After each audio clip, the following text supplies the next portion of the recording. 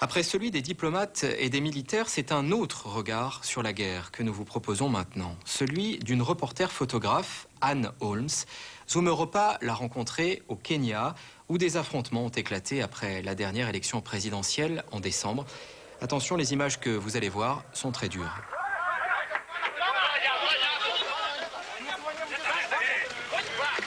L'inconcevable se produit, tous les jours, partout dans le monde. Torture, meurtre, violation des droits de l'homme. Ils ont appris à vivre avec cette violence, les journalistes, reporters et photographes de presse. Anne fait partie de ces hommes et femmes qui travaillent dans le sillage de l'horreur. Si personne ne vient ici pour témoigner de ce qui se passe, ils peuvent nous faire croire n'importe quoi. Un peu comme ceux qui manipulent les légendes des photos pour leur faire dire n'importe quoi. Ils peuvent raconter ce qu'ils veulent. Mais quand tu es là pour prendre des photos ou filmer ce qui se passe, c'est plus difficile pour eux de nier certaines choses. Anne habite Bangkok, mais elle passe l'essentiel de son temps dans des camps de réfugiés, des zones de conflit et dans les bidonvilles du monde entier. Anne Holmes, 33 ans, photographe de presse, est née en Allemagne d'un père militaire américain et d'une mère française. Après des études d'art aux États-Unis, elle s'est consacrée quelque temps à la peinture et à la sculpture. Mais elle a rapidement constaté les limites de l'art comme moyen d'expression capable de toucher les gens au plus profond d'eux-mêmes. Je me souviens avoir montré des photos que j'avais prises dans un camp de concentration en Allemagne à un groupe de femmes. Elles ont pleuré en découvrant ces images.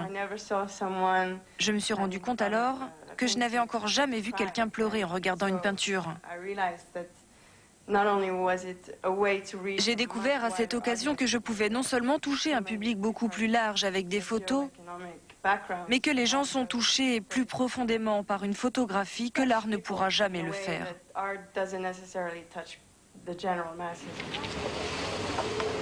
Anne paie un prix élevé pour délivrer son message au grand public. En tant que photographe de presse, elle est souvent au plus près de la misère et de la souffrance.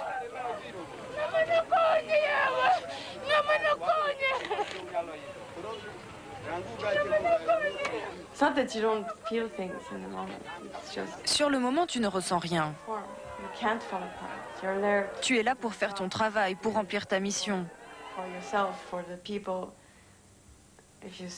Mais quand tu commences à pleurer, tu ne t'arrêtes plus. Tu sais, j'ai passé beaucoup de temps en Afghanistan.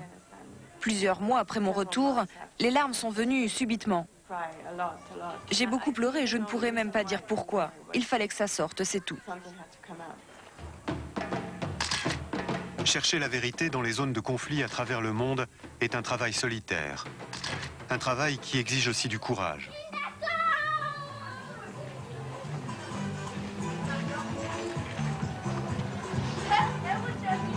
À Nairobi, Anne avait entendu parler d'un homme mort dans la ruelle d'un bidonville. La photographe s'est rendue sur place où elle a découvert un des aspects les plus sombres de la nature humaine. Devant ses yeux, une foule déchaînée a lapidé un jeune homme. Je ne savais pas quoi faire. Ils lui jetaient des pierres et le battaient avec des bâtons et des machettes. Il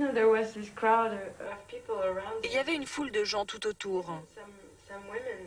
Il y avait même des femmes qui faisaient des blagues et qui riaient. Au bout d'un moment, quelqu'un a pris une machette ou un couteau et il l'a frappé dans le dos ou dans la nuque.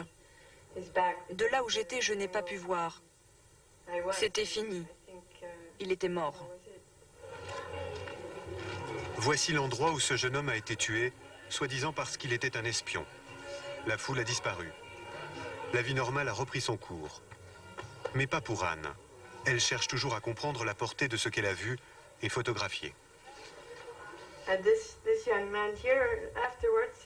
Le jeune homme que l'on voit sur le bord de cette photo est venu me voir quand tout était fini. Il avait un sachet en papier à la main et il m'a dit « Tu vois ceci? C'est de la viande que j'ai achetée au marché. Je vais rentrer chez moi, je vais la cuire et la manger tranquillement après avoir vu ceci. » Souvent, nous dit Anne, elle n'a pas d'autre choix que de se mentir à elle-même, de se plier à la réalité. Quand elle se retrouve face à un homme qui vient de tuer et qui lui impose une poignée de main, par exemple. Quand elle doit se convaincre que tout va bien, alors qu'elle a vu des gens mourir devant ses yeux. Tu dois apprendre à faire des pactes avec le diable. Dans certaines situations, c'est le seul moyen de rester en vie. C'est normal pour nous, journalistes. Ma patrie, c'est là où je pose mon sac à dos, dit la photographe. Pour elle, comme pour de nombreux collègues, la chasse aux photos ne s'arrête jamais. Les agences la paient $50 la photo. De quoi dormir sans plaisir dans des hôtels de seconde zone. Insuffisant en tout cas pour faire oublier les scènes terribles observées à travers son objectif.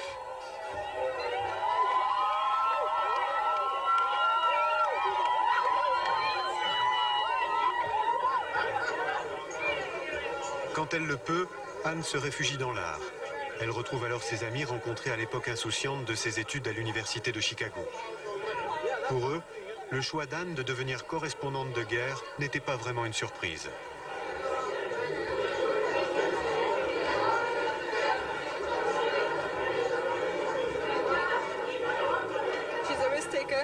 Elle a le goût du risque, elle est un peu disjonctée, dynamique, et je pense aussi qu'elle sait très bien apprécier une situation.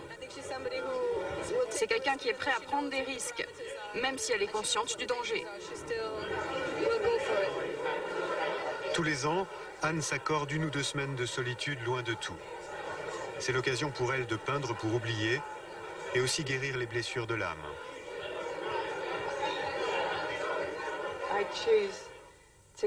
J'ai choisi de devenir un témoin de l'horreur. J'aurais aussi pu choisir de rester assise sur la plage, comme tu as dit.